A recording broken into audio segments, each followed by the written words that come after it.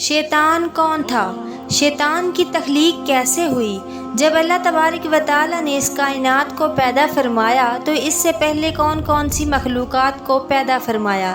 اس زمین پر انسانوں کے ازلی دشمن شیطان کو کیسے پیدا کیا گیا؟ اس کے ماں باپ کون تھے؟ اور اس زمین پر سب سے پہلے شیطانوں اور فرشتوں کے درمیان جنگ کس وجہ سے ہوئی؟ شیطان عزازیل سے ابلیس کیسے بنا؟ اور ایسے بہت سے سوالات جو شیطان یعنی ابلیس کے حوالے سے ہمارے ذہنوں میں اٹھتے ہیں، آج ان سوالات کا جواب قرآن و احادیث کی روشنی میں دیا جائے گا۔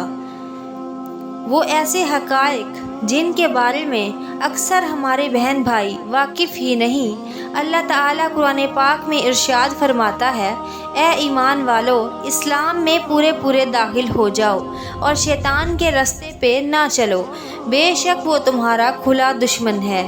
حضرت آدم علیہ السلام کی تخلیق سے پہلے اللہ تعالیٰ نے صرف دو مخلوقات کو پیدا کیا، ایک ناری اور دوسرا نوری۔ فرشتوں کو کہا جاتا ہے جن کو اللہ تعالیٰ نے اس نوری مخلوق کے جوڑے پیدا نہیں کیے، جس وجہ سے فرشتوں کی اولاد پیدا نہیں ہوتی، اور دوسری ناری مخلوق جن کو آگ سے پیدا کیا گیا، وہ جنات ہیں، جن کے بارے میں روایات میں آتا ہے کہ جنات میں سب سے پہلے سمون جن کو پیدا کیا گیا۔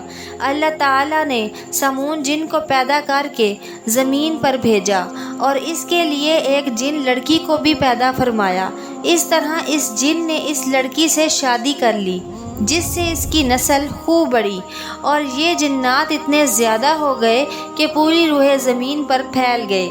شروع میں یہ جنات فرشتوں کی طرح ہر وقت اللہ تعالیٰ کی عبادت میں مشغول رہا کرتے تھے، اور پھر آہستہ آہستہ ان میں سے کچھ جنات نے اللہ تعالیٰ کے حکم کو ماننے سے انکار کر دیا، جس کی وجہ سے یہ ناری مخلوق اللہ تعالیٰ کی نافرمان مخلوق بن گئی۔ جنات میں سے ایک نامی گرامی جن جس کا نام چلیپا تھا اور اس کی بیوی کا نام تبلیس تھا، یہ دونوں بہت ہی قداور اور بہادر تھے۔ کہا جاتا ہے کہ چلیپا جن کی شکل و صورت ببر شیر کی طرح تھی اور تبلیس کی شکل بھیڑیے سے ملتی تھی۔ چلیپا جن جنات کا سردار تھا، اس کے نام سے بڑے بڑے جنات خوب خوف کھاتے تھے۔ چنانچہ چلیپا اور تبلیس کے ملاپ سے ایک بچہ پیدا ہوا جس کا نام انہوں نے عزازیل رکھا۔ یہ بچہ اپنے والدین کی طرح بہادر اور دراز قد تھا۔